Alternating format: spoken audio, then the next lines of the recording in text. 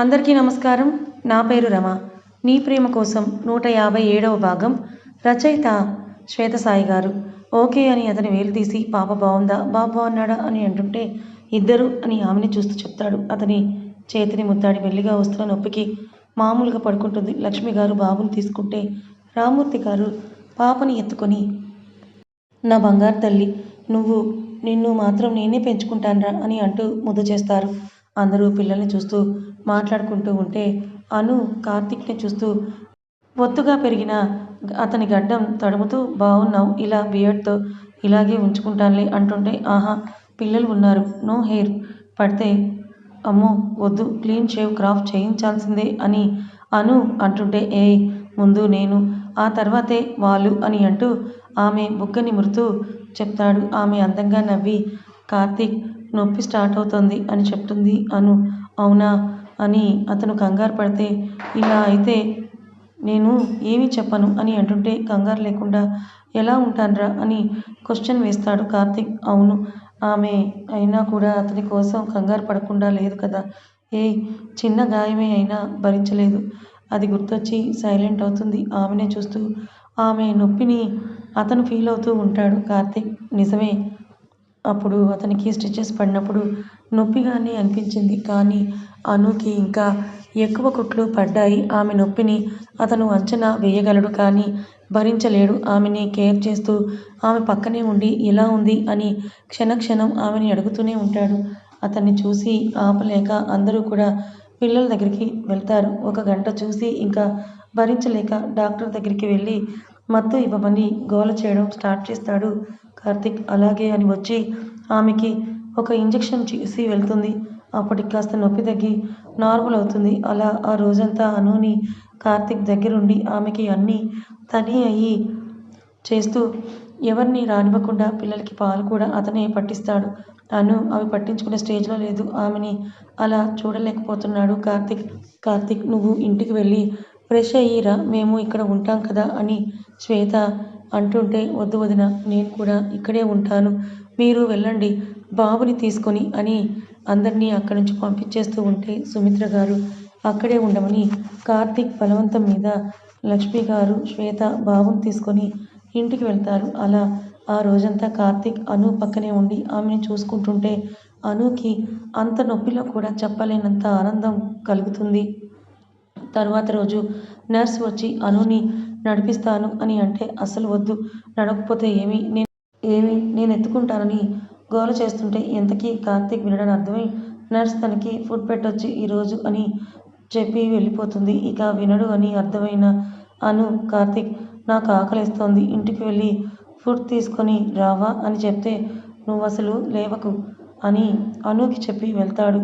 అతను వెళ్ళాక సుమిత్ర గారు నర్సుని పిలిస్తే లోపలికి వచ్చి అనుని నడిపిస్తుంది. మీరు చాలా లక్కీ మేడం, మీ హస్బెండ్ ఈ 2 డేస్ అసలు నిద్రపోకుండా మిమ్మల్ని చూసుకున్నాడని చెప్తుంది నర్స్. ఆమె నొప్పిని ఓర్చుకుంటూ నడుస్తూ ఉంటే ఒక 10 అడుగులు వేసేలోపే లోపలికి వచ్చిన కార్తీక్ అను అని పెద్దగా అరిస్తే అందరూ కూడా షాక్ అయ్యి అటుగా చూస్తారు. అబ్బా వచ్చేసాడు రోయ్ అని తల బాదుకుంటారు అందరూ. వెంటనే నర్స్ తప్పుకుంటే కార్తీక్ ఆమెని ఎత్తుకొని బెడ్ మీద దింపి చెప్పిన మాట వినవా, ఎందుకే కదా నన్ను పంపాలని చూసావు అని కోపంగా కార్తీక్ అంటే అతను నర్స్ వైపు చూస్తే ఆమె వెళ్ళిపోతుంది. నువ్వు నీ పిచ్చి, ఇప్పుడు నడవకపోతే ఎలా కార్తీక్, ఇంటికి పంపించరు అని అంటే ఎవరు పంపనిది, నేను మాట్లాడతా డాక్టర్స్తో అని అంటే ఆమె ఇంకా ఏమీ చెప్పలేక బయటికి వెళ్ళిపోతుంది. అను కార్తీక్ని అలాగే చూస్తుంది. వాళ్ళు అన్నారని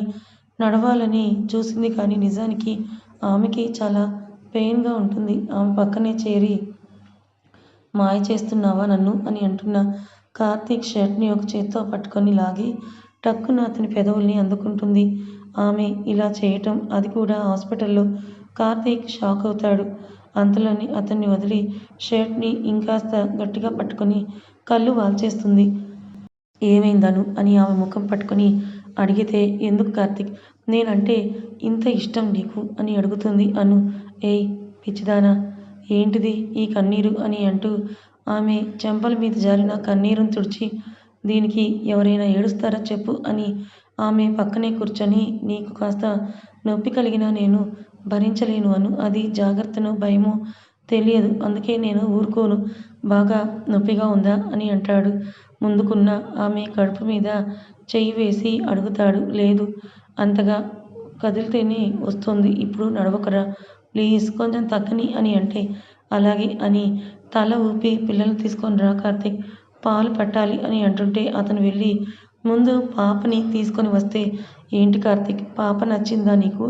అన్నిటికీ ముందు పాపని తీసుకొని వస్తున్నావు అని అంటుంటే, అవును నా బంగారం, అచ్చం నీలాగే ఉంది అని చెప్తాడు చాలా చిన్నగా ముద్దిస్తూ. అవునా అని అంటూ పాపని తీసుకొని పాలు పడుతుంది అను.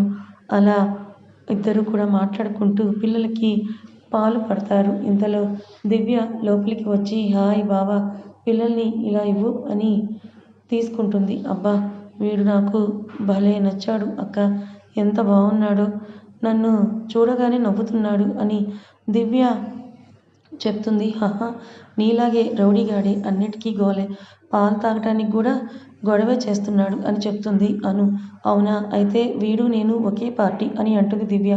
ఇక నెక్స్ట్ డే అనుని డిశ్చార్జ్ చేస్తారు. అను పిల్లలతో ఇంటికి వెళ్ళేసరికి శ్వేత, సుమిత్ర గారు రెడీగా ఉంటారు. ఎర్రనీళ్ళతో దిష్టి తీసి కుడి కాలుని లోపలికి పెట్టి రమ్మంటారు. కార్తీక్, అను చెరొకరిని పట్టుకొని లోపలికి వస్తారు. హరిప్రసాద్ గారు, రాహుల్ చెరొకరిని తీసుకుంటే అను అలా కూర్చుంటుంది. ఆమె చేతిలో జ్యూస్ పెట్టి అందరూ పిల్లల చుట్టూ చేరతారు. రామ్మూర్తి గారు కూడా అక్కడే ఉండడంతో పిల్లలతో కలిసి అందరూ పిల్లల్లాగా మారి ఆడుతూ ఉంటారు. వాళ్ళు పెద్దవాళ్ళే అయినా అందరూ కలిసి వాళ్ళకి అన్నీ ఎక్స్ప్లెయిన్ చేస్తున్నారు. ఏదో అంతా చెప్పాలనే ఆత్రంతో వాళ్ళని చూస్తూ ఉన్న అను సంతోషానికి అవధుల్లేవు. మన ఫ్యామిలీ ఇప్పుడు ఫుల్ఫిల్ అయ్యింది అను అని అంటూ ఆమె పక్కన కూర్చొని చెప్తుంది శ్వేత. నిజమే, ఈ పసిపిల్లలతో మన ఇల్లు ఇప్పుడు కొత్త సందడి నెలకొంది. ఇలా ఎప్పటికీ అందరం కలిసే సంతోషంగా ఉంటే అంతే చాలని అంటుంది అను. అలాగే ఉంటామని అంటారు అందరూ కలిసి. అందరూ సంతోషంగా నవ్వుతారు. ఒక 2 రోజుల్లో అను కండిషన్ నార్మల్ అవుతుంది. కార్తీక్ మాత్రం అన్ని పనులు తనే స్వయంగా చేస్తున్నాడు. పిల్లల్ని సుమిత్ర, లక్ష్మి గారు చూసుకుంటున్నారు. పాలు పట్టడానికి అను దగ్గరికి తీసుకొని వస్తున్నారు. కార్తీక్, ఇలా నన్ను కట్టిపడేస్తే పిల్లలకి నేను అమ్మనని మర్చిపోతానురా బాబు అని అంటుంటే, ఏమీ కాదు, అమ్మని ఎవ్వరూ మర్చిపోలేరులే, నువ్వే ఫీడ్ చేస్తున్నావు కదా అని చెప్తూ ఆమె హెయిర్ని పైకని క్లిప్ పెడతాడు. అసలు కనే ఛాన్సే ఉంటే నువ్వే పిల్లల్ని కనేవాడివేమో కార్తీక్ అంటూ బాబుని తీసుకుని వచ్చి అను చేతిలో పెడుతుంది శ్వేత. వీడు భలే అల్లరి చేస్తున్నాడు శ్వేత అని అంటూ వాడినే చూస్తూ, మాహిర్, మీ బాబాయ్ చూడు, అస్సలు నన్ను మీ దగ్గరికే రానివ్వడం లేదు, నువ్వే మీ బాబాయ్ని కొట్టు అని అంటున్న అను మాటలు విని నవ్వుతూ, అరే నువ్వైనా చెప్పు మీ పిన్నమ్మకి, నేను ఏది చేసినా తన కోసమే అని. పిన్నమ్మ ఏంటి కార్తీక్, యాక్ట్ బాలేదు, పిన్ని లేదా అమ్మ అంతే అని అంటే వాడు అందంగా నవ్వుతాడు. అరే వీడికి కూడా నువ్వే బాగా నచ్చావను అని శ్వేత అంటుంటే, బాబుని తీసుకుని వచ్చిన లక్ష్మి గారు, మీ నాన్న అసలు పాపని వదలటం లేదు అవునా, నాన్నకి దాని మీదే ఉంది పిచ్చ ప్రేమ అని అంటుంది అను. ఏయ్, దాన్ని దీన్ని అంటే ఊరుకోను నా బంగారం అని కార్తీక్ అంటుంటే, అబ్బో, అన్నిటికన్నా నువ్వే ముందు అన్నావు, అరుస్తున్నావేంటి అని చెయ్యి ఎత్తి కోపంగా అడుగుతుంది అను. ఇప్పుడు నువ్వే అమ్ముడు ముందు, కానీ నా కూతుర్ని ఎవరు ఏమి అన్నా ఊరుకోనని చెప్తాడు కార్తీక్. అబ్బో గొప్పే, ఏం పేరు అనుకున్నావు పిల్లలకి అని అడుగుతుంది అను. నీ ఇష్టం అని కార్తీక్ అంటుంటే, అబ్బాయికి నీ ఇష్టం, పాపకి మాత్రం నేనే పెడతాను అని లోపలికి వచ్చిన రామ్మూర్తి గారిని చూసి అను నవ్వుకుంటుంది. ఇంతప్పుడు మిమ్మల్ని అస్సలు ఎత్తుకున్నదే గుర్తులేదను, చాలా మిస్ అవుతున్నాను మిమ్మల్ని, పాపకి పేరు నేను పెడతాను అని చెప్తారు. అవును, బాగా ఆలోచిద్దాం, మన ఇంటి మహాలక్ష్మి, తన పేరు స్పెషల్గా ఉండాలి కదా మరి అని అంటూ వస్తారు హరిప్రసాద్ గారు. ఏం పేరు పెట్టాలి అని మేము ఆలోచిస్తాంలే, కానీ ఇద్దరికీ ఫీడ్ చేసి ఇవ్వు అను, మేము అలా ఎండలోకి తీసుకొని వెళ్తామని హరిప్రసాద్ గారు అంటుంటే వాళ్ళ ముగ్గురిని అలా చూస్తూ, వీళ్ళు చిన్నపిల్లలు అవుతున్నారు అని అను అంటుంటే, వాళ్ళు చిన్నపిల్లలు అవ్వటం ఏమో కానీ ఆ ముగ్గురితో డాడ్, మామయ్య బిజీ, మీ ఆయన నీకు సేవ చేయడంలో బిజీ, నేను మాత్రం ఆఫీస్ పనులతో అయిపోతున్నాను, ఏదో అరుణ్ హెల్ప్తో నెట్టుకొస్తున్నాను అని నీరసంగా వచ్చి అను శ్వేత పక్కనే బెడ్ మీద వాలిపోతాడు రాహుల్ నిద్రకలతో. అవునా? అయ్యో రిషి అని అతని తల నిమిరి కార్తీక్ నువ్వు వెళ్ళి రేపటి నుంచి అంటున్న అను చేయి పట్టుకొని వద్దులే ఆఫీసే బెటర్. నువ్వసలు నా మాట వినవు. నీకు కార్తీకే కరెక్ట్ అని చెప్తాడు రాహుల్. నీకు హెల్ప్ చేస్తే నన్నే అంటున్నావా అని అతని తల మీద ఒక్కటి వేసి పో ఆఫీస్కి చక్కగా అని అంటుంది కోపంగా. నాకు తెలియదా? మొన్న నేను కాసేపు పక్కకు వెళ్తే చక్కగా చట్నీ తినాలని చూసావు. నిన్ను నమ్మన్లే అని అంటాడు కార్తీక్. అబ్బా వదలవా ఇంకా అది? అయినా అరుణ్ పెళ్ళప్పుడు నేను వెయిటింగ్. మధు పెళ్ళికి రాకపోతే అయిపోతుంది నా చేతిలో. చూడాలి ఏం చేస్తుందో అని అంటుంటే వాళ్ళంతా అలా మాట్లాడుతూనే ఉంటే అను ఒక సైడ్కి తిరిగి ఇద్దరికి ఫీడ్ చేస్తుంది. అప్పుడప్పుడు తన మిల్క్ సరిపోకపోతే శ్వేత పాపకి ఫీడ్ చేస్తుంది. ఎక్కడ పాపకి ఆకలేస్తుందో అని అందరూ గోల చేసి పాలు పట్టిస్తున్నారు. అలా కొన్ని రోజులు గడుస్తాయి. శ్వేత అనుకి క్షణం తీరిక దొరికినా నిద్రపోతున్నారు. పాపం పిల్లలు నైట్ పడుకోనివ్వడం లేదు. ఏడుస్తూ అలా ఆదమర్చి పడుకున్న అనుని చూసి నవ్వుకొని ఆమె పక్కన చేరి అమ్మడు అని ఎంత లేపినా లేవదు. బాగా నిద్రలో ఉంటుంది.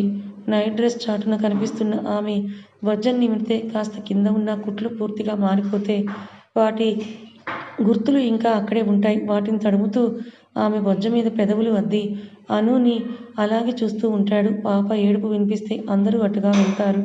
సన్నగా వినపడుతున్న ఏడుపుకి పరుగున బయటికి వెళ్తాడు కార్తీక్. డోర్ దగ్గరకు వేసి బయటికి వెళ్తే వాళ్ళ నాన్న ఎత్తుకోగానే పాప ఏడుపు ఆపేస్తుంది. అబ్బబ్బా వీళ్ళ ఏడుపులు మాకేదో మ్యూజిక్ లాగా ఉండి నిద్రపోవాలని ఉంది అని శ్వేత చెప్తుంటే హహా అని రాహుల్ నవ్వి అను ఏదిరా అని అడిగితే ఇందాక మీ రూమ్కి వెళ్ళింది. ఎందుకో అక్కడే నిద్రపోయిందని లక్ష్మి గారు చెప్తారు. అంతలో మాహిర్ నిద్ర లేచి బోరున ఏడుస్తాడు. అబ్బా నా కొడుకు దాని కూతురు ఇద్దరు చేసే గోల కన్నా ఈ కన్నాగాడు చూడు ఎంత సైలెంట్నో అని చెప్తుంది శ్వేత.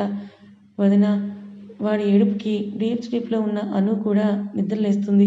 ఏమైందని పరుగున వచ్చి వాడిని ఎత్తుకొని మహీర్ ఏమైందిరా అని అడిగితే వాడు వింతగా ఏడుపాపి నవ్వుతాడు. అబ్బా వీడు నువ్వు లేకపోతే రాగం అందుకుంటున్నాడు అను అని శ్వేత వెళ్ళి ఫుడ్ తెస్తుంది. అందరూ కలిసి భోజనం చేస్తారు. ఇంకా బయలుదేరుతామమ్మా అని రామ్మూర్తి గారు చెప్తుంటే ఇక్కడే ఉండండి అని కార్తీక్ చెప్తాడు. ఇప్పుడు అక్కడికి వెళ్ళి ఏం చేస్తారు? దివ్య కూడా లేదు కదా హ్యాపీగా ఇక్కడే పిల్లలతో ఉండండి.